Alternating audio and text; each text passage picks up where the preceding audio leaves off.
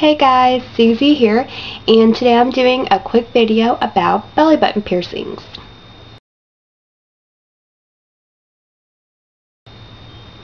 This video is actually for a friend of mine who is thinking about going and getting it done, and they kind of just wanted some more information about what happens when you go and to familiarize them with just the process and how to carry forward afterwards.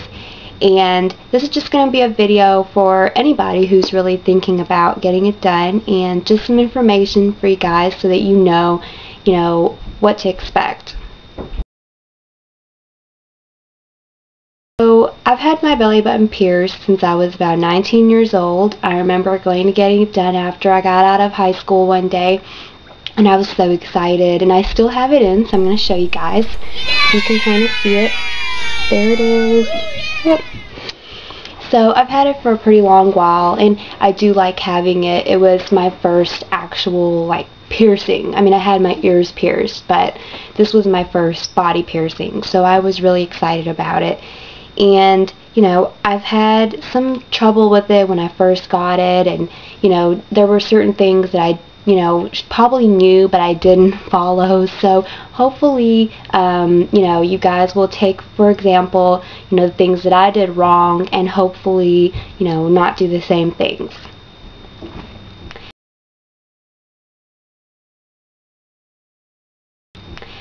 So the biggest question is, does it hurt? And this is a question that almost anybody that's going in their first piercing is going to ask.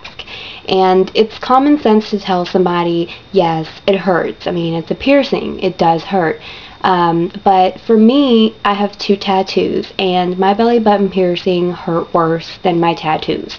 I have no idea why. I'm not a big baby, because my tattoos, I lay there, I was like, oh, this is nothing. But my belly button piercing, I mean, the thing about the difference is that, see, tattoos, when you get them done, it hurts then, but it doesn't hurt afterwards so much, unless somebody punches you in the arm where your tattoo was or whatever. But piercings, it hurts all through the healing process. So just in case you're wondering, I mean, it does hurt, but it hurts more when it's healing than it does when they actually do.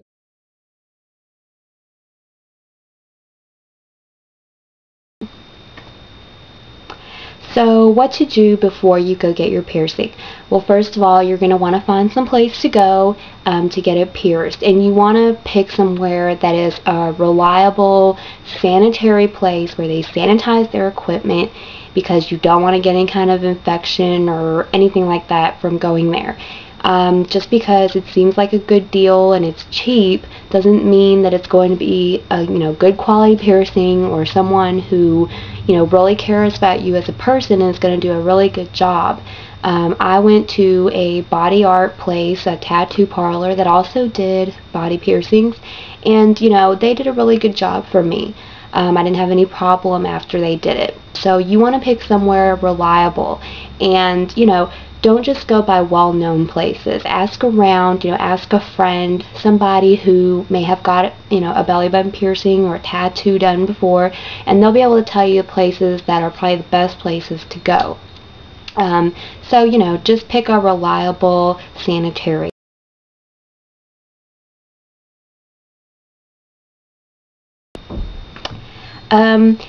The process of piercing for me was, I went to the place, they had me fill out some paperwork, and if your state, if you're under 18 or whatever the age limit is, you're probably going to have a parent come with you, or some kind of note from your parent saying that you can get a piercing.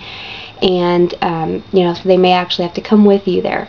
But for me, I was 19, so I was over the age in my state. You're going to want to figure out what age it is in your state that you can go by yourself.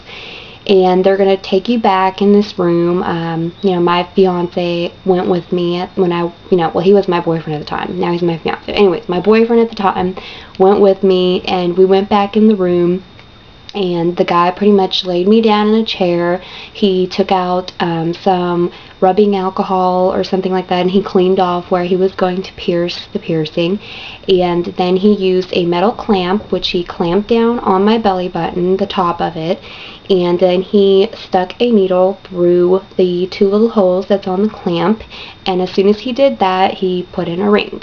And the kind of ring that I got was a hoop for my first one. Usually you're not going to be able to pick what kind of ring. They may give you an option to pick what kind of ring, and if they do, I suggest not getting a hoop because mine was a pain in the ass to take off. So if you can get a barbell, it's even better, but if you can't, you're just going to have to take whatever they can give you. And after you get the piercing done, they're probably going to give you some, antibiotic gels and maybe even a cleaner or something like that. And you're just going to want to be really careful getting home or wherever you're going, because if you hit it even slightly, the piercing, it's going to hurt like a biatch. So you don't want to do that.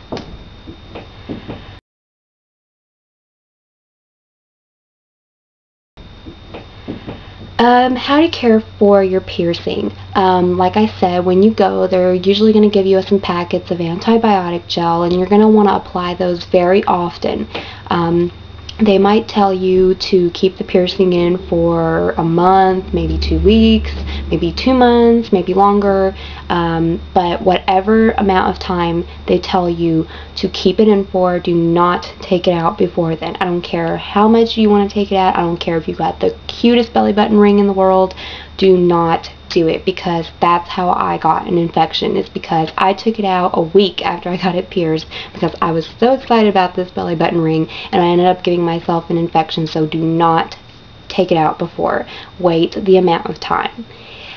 So apply your antibiotic gel to the piercing, and take out, sometimes you can take out your ring and just kind of clean off the stem, the part that goes in through the piercing. Clean that off with rubbing alcohol, or you can buy at Claire's or Walmart or Sally's a piercing cleaner, and you're going to want to clean around the piercing. You want to clean around it at least 3 or 4 times a day, and you're going to want to apply the antibiotic gel at least 3 times a day. So just make sure you clean it regularly. Cleaning it regularly and not taking it out, and putting a new one in and everything. And if they tell you not to take it out when you're cleaning it, don't take it out while you're cleaning it either. Some people say you should clean out the stem, and some people say you shouldn't. But ask the person who pierced you. They'll let you know what is best. And just don't take it out and start replacing rings, most importantly. The key is just, keep it in as long as they tell you. Sanitize it, clean it as often as you can, apply antibiotic gel as often as you can, and just make sure you keep it, germ free, because if you get infection, it's going to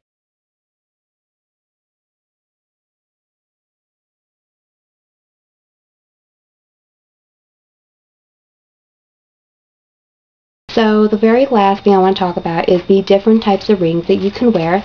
And I used to have a lot more, but this is all I have now. I keep them in this just little baggie, and I'm going to show you guys just a few of the different kind of rings I have. I don't have any hoop rings because I don't like them. You can get hoop rings. You can get the kind that kind of twist onto your belly button, and I don't really have any of those either. I used to have one, but it was really hard to get on and off, so I just got rid of it. The other kind is just, for example, here's, I'm missing the top ball, but it's in here somewhere. This is like the plastic kind that you can use. And these should be safe for anyone to wear. And then there's just like your regular barbell, which looks like that. And then you got some that kind of dangle, like that. These are really fun, like if you're wearing kind of a, higher cut shirt, kind of sticks out at the bottom.